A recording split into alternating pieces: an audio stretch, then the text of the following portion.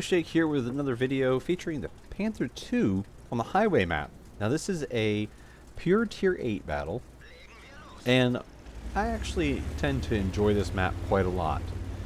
Now, the first thing you need to do as a medium tank, particularly one that plays more of a supportive role like the Panther II does, you need to look and see how is your team deploying.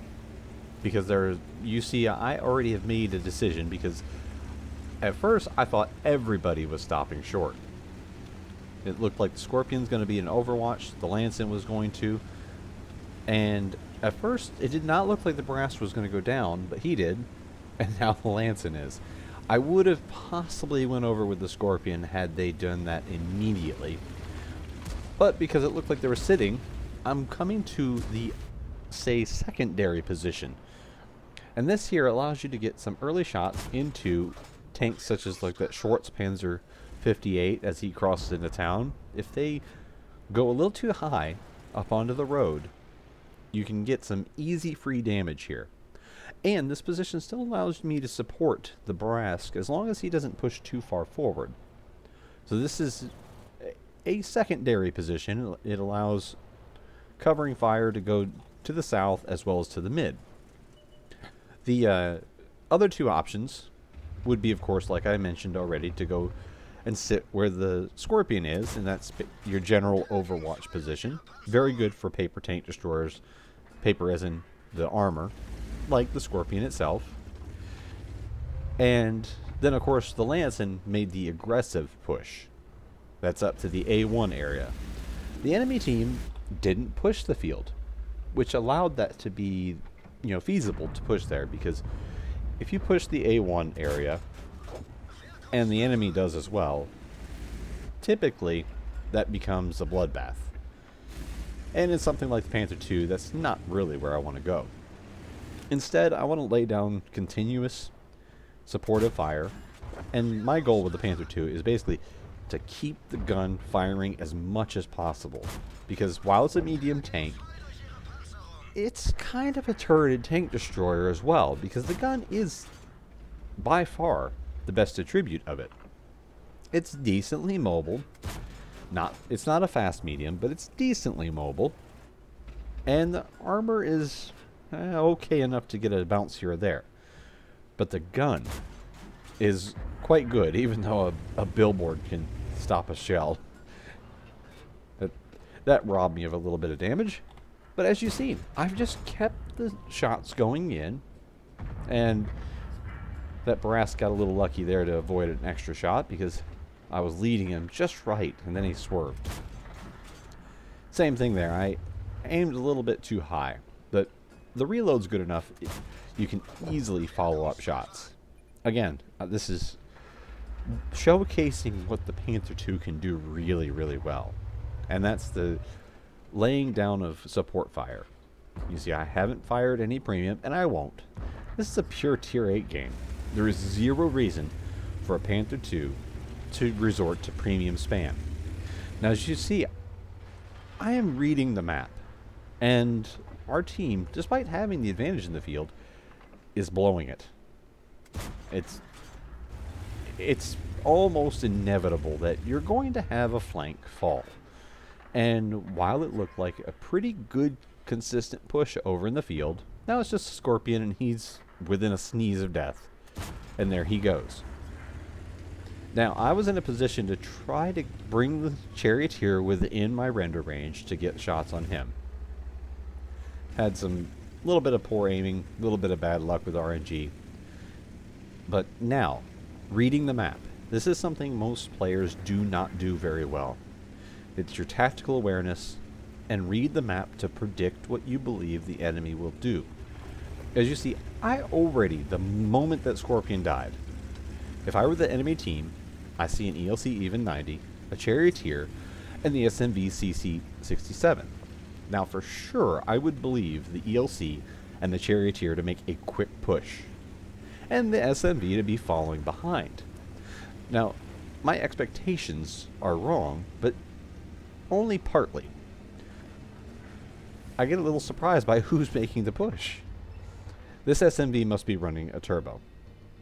I come to the conclusion because he should have spotted me. I was kind of using the bushes correctly, but not perfectly. And he's moving quickly. Like he's closing this distance pretty quickly. And he should have spotted me there. I was not fully behind the bushes the full 50 meters. So, yeah, as you can see, I could partially see through them. The bushes need to be opaque to ensure full concealment. And that's as long as nobody's running CVS, because the commander's vision system eats up some of the concealment of the bushes. So the SMV must have been running turbo. Now, obviously he's coming. I'm still running with the suspicion that the ELC or the charioteer will be closely behind. And I wasn't wrong. But the ELC took a different path, which got him killed. Now here comes the SMV. I'm waiting to fire until he turns away from me. So now he's tracked. I do get spotted, which that's a little bit of wonky bushes there. I had multiple rows of bushes. He shouldn't have spotted me through that, even while firing.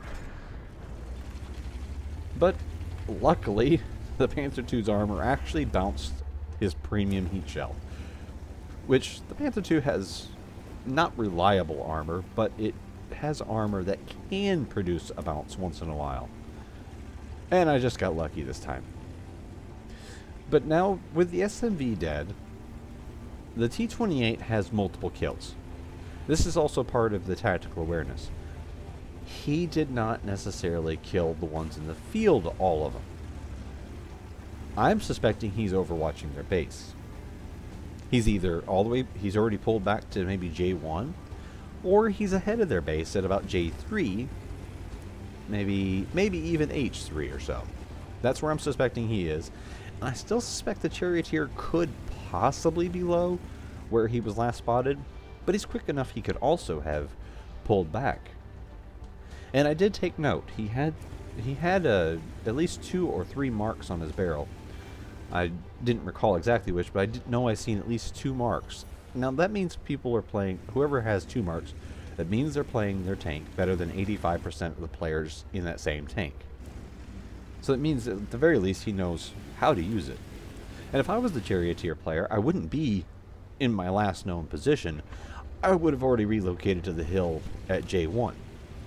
And then I'd let the T-28 be just ahead of me and hope to pick off a couple of my team. That's what I would have done. But again, watching the map and tactical awareness, the T-28 is where, in one of the 2 positions I suspected he would be in. But watch the RHM. He goes down. And that tells me where the charioteer is. See, I'm currently firing at the T-28 in support of the BZ who was getting shot at by him. And I start motoring forward. Up until this point, I believe the charioteer probably to be at the back of the base. There's instantly, you see, I spin my turret around and I'm like, wait a minute. That means he's still in that area. Well, this is just an absolutely lovely situation. He's going to get a couple shots into me, but I'm in a Panther II. I weigh a lot, and I can go very fast downhill. And I kind of mess up the ram. I wanted to go for a full ram, but it was just a glancing blow. But now he's absolutely done for. He needs 3 hits to kill me. I just need 1 more. So I just wait, and that's a win. And it was a very fun, solid game showcasing the Panther II and what it can do in the support role. And then after maintaining my health and having all the hit points to spare, I can get aggressive late. And it ended up with over 4,400 damage, a little bit of spotting, and some shots blocked, which placed me top of the team in both damage and experience. And then the charioteer on the enemy team, he actually had a pretty nice game for himself. He had actually a little more damage than me, but since he wasn't spotting or anything, and he lost quite a bit less experience. But all in all, very nice game showcasing the Panther II. Hope you enjoyed this. Thanks for watching.